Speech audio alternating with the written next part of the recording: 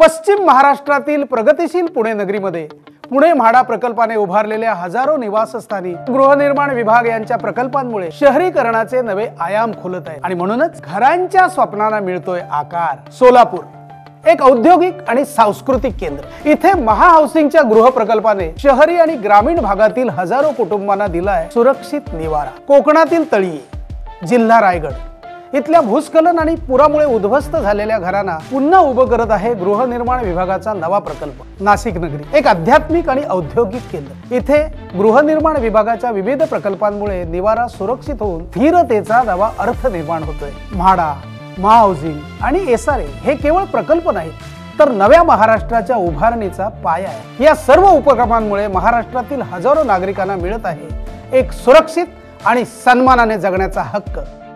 गृहनिर्माण विभाग म्हणजेच हक्काचं घर।